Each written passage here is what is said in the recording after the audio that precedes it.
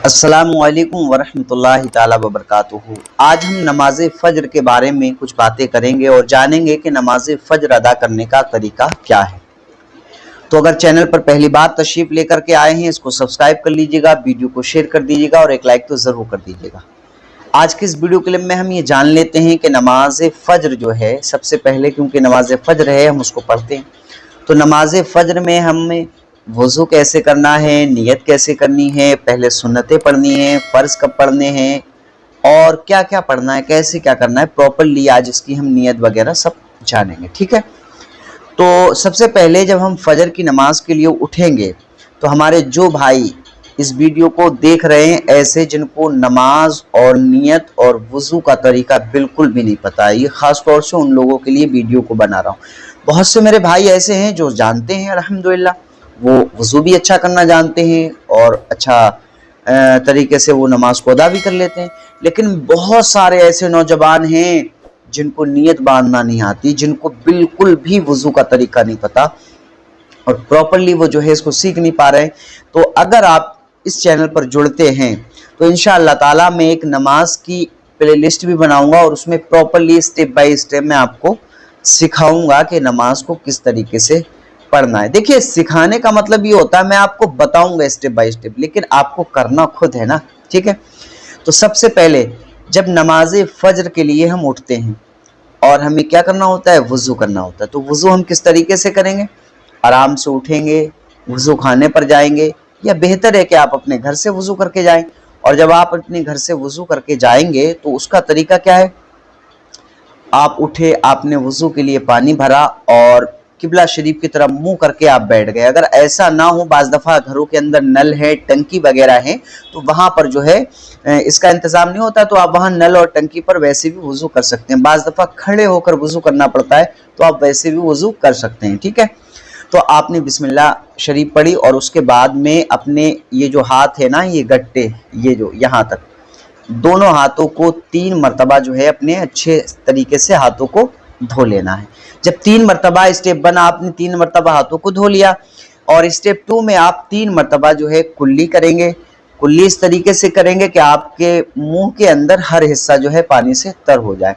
अगर आपका रोज़ा नहीं है तो आप जो है गरारा करेंगे इस तरीके से आ करके, और अगर रोज़ा है तो उस सूरत में आप गरारा नहीं करेंगे। स्टेप 2 में आपने कुल्ली कर ली। अब स्टेप नंबर 3, इसमें आप 3 मरतबा जो है नाक में पानी चढ़ाएंगे, इस तरीके से सीधे हाथ में पानी लेंगे, इस तरीके से चढ़ाएंगे चुल्लू में लेकर। ठीक है, और यहाँ तक, और छोटी उंगली से फिर जो है अपनी नाक को अच्छे से साफ करेंगे और साफ करने के बाद में नाक के अंदर अगर कोई गंदगी है तो उसको आप जो है साफ कर सकते हैं। स्टेप 3 पूरा होने के बाद में फिर आपको अपने हाथों में पानी को लेना है और बिल्कुल आहिस्ता से धीरे से पानी को जो है चेहरे पे लाना है, चेहरे को धुल लेना है। बाज़ दफ़ा आपने देखा होता कुछ लोग बड़ी ज़ोर से मारते हैं, तो उस सूरत में उनका वो मारना, पानी की छींटें इधर उधर जाती हैं, उनके कपड़ों पे ज़्यादा आती हैं। तो कोशिश ये करें कि जब चुल्लू में जब इस तरीके से उंगली में पानी भरें तो थोड़ा मुंह को करीब कर लें और इस तरीके से जो है पानी को पूरी तरीके से चेहरे पर आहिस्ता से लेकर के आए। इसी के साथ साथ आपको एक काम ये भी करना पड़ेगा कि आपकी अगर दाढ़ी है और घनी है तो उसको जो है फिर आप पानी को अच्छी तरीके से यहाँ पर लोटे की टुटनी वगैरह से खूब पानी डाल लें, या टंकी वगैरह जो होती है टूटी, उसमें आप जो है नीचे मुंह करके इस तरीके से पूरी दाढ़ी को अच्छे से तर कर लें और यूं इस तरीके से खिलाल भी करेंगे। ठीक है, ये सब करने के बाद में फिर आपको, आपका स्टेप 4 हो गया। स्टेप 1 में आपने जो है हाथ धोए, फिर जो है स्टेप 2 में आपने कुल्ली करी, स्टेप 3 में आपने नाक में पानी डाला, स्टेप 4 में आपने चेहरे को धो लिया।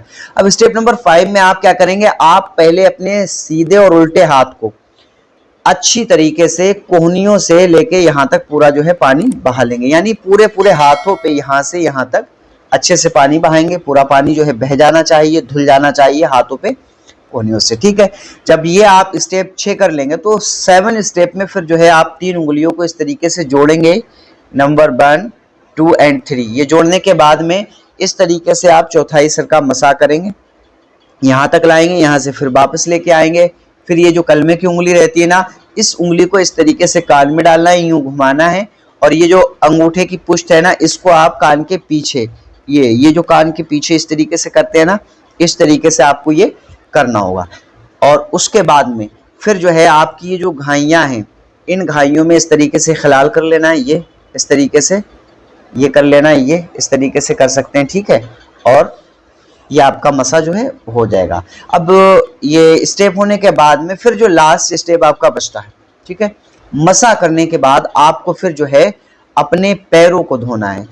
पैरों को बाज़ दफ़ा धोते समय बहुत सारे लोग ये गलती कर जाते हैं कि वो जब पैरों को धोते हैं तो सिर्फ पानी बहा लेते हैं, उन्हें नहीं लगता बाज़ दफ़ा पैर खुश्क रह जाते हैं, सूखे रह जाते हैं। जहाँ पानी पहुँचता तो है लेकिन वो भीगती नहीं, जगह बस सूखा रह जाता है, ठीक है।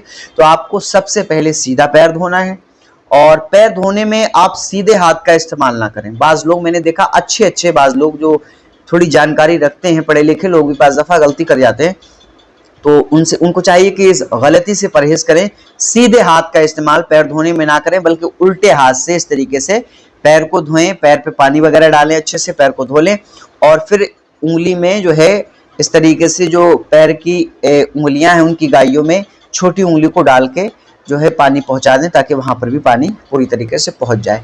इसी तरीके से आप फिर उल्टा पैर धो लेंगे, ये आपका जो है वुजू जो है मुकम्मल हो जाएगा, ठीक है। वुजू मुकम्मल होने के बाद में, वुजू जब आपका ये मुकम्मल हो जाएगा, इसके बाद में फिर आपको क्या करना है, इसके बाद में आप मस्जिद के लिए रवाना हो जाएंगे।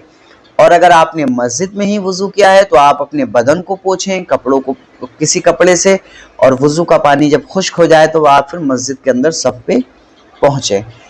आप मस्जिद के अंदर ऐसी जगह नमाज पढ़ें जहाँ से कोई आगे से आपके न गुजरे, आप वहाँ पर जाएँ और खड़े हो जाएँ।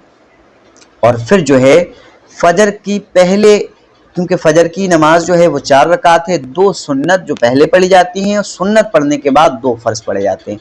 तो अब हमें सुन्नत पढ़नी है तो कैसे पढ़ेंगे, हम खड़े हो जाएंगे और खड़े होने के बाद में हम नियत करेंगे। नियत का तरीका क्या है, नियत की मैंने 2 रकात नमाज फजर की सुन्नत रसूलुल्लाह की वास्ते अल्लाह ताला के मुँह मेरा काबा शरीफ की तरफ, अल्लाहु अकबर। बाज़ दफ़ा लोग जुमलों में थोड़ा इधर उधर हो जाते हैं, बिलाखिर उनकी नियत हो जाती है। बाज़ दफ़ा लोग कह देते हैं नियत की मैंने फजर की नमाज की सुन्नत रसूलुल्लाह की। नमाज की नियत आपके दिल के इरादे का नाम है, ज़बान से जो हम कह रहे हैं इजहार है, इकरार है, आपकी नियत इस तरीके से हो जाएगी। अल्लाहु अकबर कह के आप अपने हाथों को जब बांध लेंगे, उसके बाद सबसे पहले आपको पढ़ना होगी सना सुब्हानकल्लाहुम्मा, ठीक है। इसके बाद आपको सूरह फातिहा पढ़नी होगी यानी अलहम्दु शरीफ, और उसके बाद जो सूरत आपको याद है वो सूरत आपको पढ़ लेनी है। जब वो सूरत पहले आपने सुबहाना पढ़ी, अलहम्दु पढ़ी, उसके बाद सूरह पढ़ी, और फिर आप क्या करेंगे, अल्लाहु अकबर कहते हुए रुकू में जाएंगे, और रुकू में जाने के बाद 3 मरतबा आप पढ़ेंगे सुबहाना रब्बियल अज़ीम, ठीक है। 3 मरतबा ये तस्बीह पढ़ेंगे। रुकू से जब सर उठाएंगे सीधे खड़े होने के लिए तो आप कहेंगे समी अल्लाहु लिमन हमिदा रब्बना लकल हम्द। जब आप इमाम के पीछे पढ़ रहे होते हैं तो सिर्फ आपको रब्बना लकल हम्द कहना पड़ता है, ठीक है। इसी के साथ जब आप रुकू में जाने के बाद खड़े हो जाएंगे, फिर अल्लाहु अकबर कहते हुए आप जाएंगे सजदे में, और सजदे में जाने के बाद में पहले सजदे में कम से कम 3 मरतबा जो है आप इस तस्बीह को पढ़ें सुबहान रब्बियल आला, ठीक है। ये तस्बीह 3 मरतबा आप पढ़ें, एक सजदा करें, फिर सर उठाएं, फिर सजदा करें अल्लाहु अकबर कहते हुए, और 3 मरतबा इसी को पढ़ें।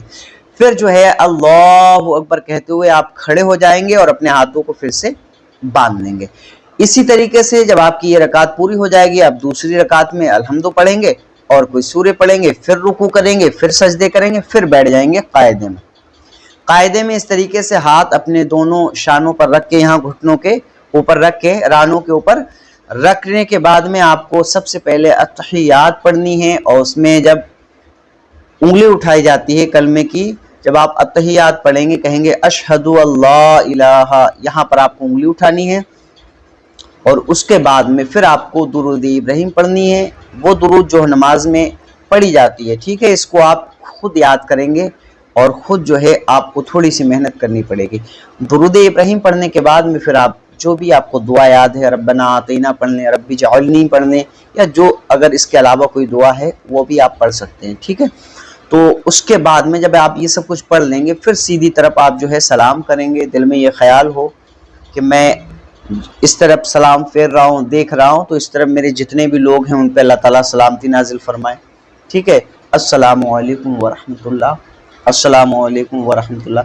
बाज लोग आपने देखा होगा अस्सलामु अलैकुम व रहमतुल्लाह, गर्दन को यूं घुमाते, यूं, ऐसा नहीं, सिंपल से आप बैठे अस्सलामु अलैकुम, ऐसे कर सकते हैं। तो ये आपकी नमाज़े फजर जो है मुकम्मल हो जाएगी। इसमें जो जो आपको मैंने पढ़ने के लिए बताया है, अगर आप कहेंगे तो वो उस पर भी मैं एक वीडियो बना दूंगा, लेकिन उससे बेहतर है कि आप यस्सरना कुरान के अंदर तक ये चीज़ मिल जाएगी। अगर वक्त निकाल के इमाम साहब के पास जाएं, वहाँ भी आप पढ़ सकते हैं, मैं भी आपको सिखा सकता हूँ। ठीक है, अगर आप कहेंगे तो इस पर इंशाअल्लाह ताला ज़रूर आपसे मैं बात करूँगा। तो वज़ू कैसे करना है वो भी मैंने आपको बता दिया, नमाज फज्र कैसे अदा करनी है वो भी बता दिया। अब हम अगली वीडियो में जानेंगे नमाज ज़ोहर का तरीका, और उसमें कितनी रकातें हैं और कैसे कैसे पढ़नी है वो भी उसके बारे में जानेंगे। प्रॉपर उस पर वीडियो आएगी इंशाल्लाह। तो आपसे गुजारिश है कि इस वीडियो को शेयर और लाइक ज़रूर कीजिएगा, क्योंकि हमारे बहुत से ऐसे भाई हैं जो बिल्कुल नहीं जानते हैं।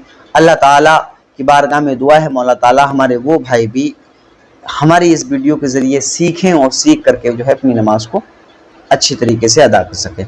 दुआ में याद रखिएगा। अस्सलामु अलैकुम व रहमतुल्लाह।